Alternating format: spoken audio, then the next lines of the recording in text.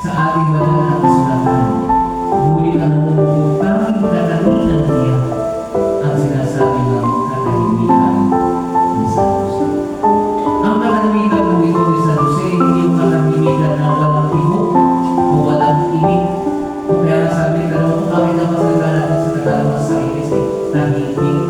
Kasi yung pinagkukulang tahi at inig. So, tinahimik pa ang inig. Ibig sabihin, sinususihan ang bibig. Kaya tahimik.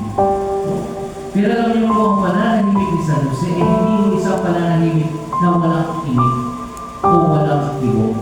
Kundi isang pananahimik na kumikilos at hinayaan ni San Jose ang kanyang pananahimik ang siyang kumilos sa kanyang buhay.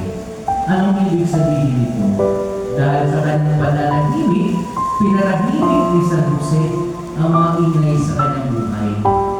Sa kanyang pananahimik, pinatahimik ni San Jose ang mga alang-alang na kanyang mga lalahanin at alang-alang na kinakaharap niya. Hindi mo madali na mag-isip na ang iyong pagkakasalanan ay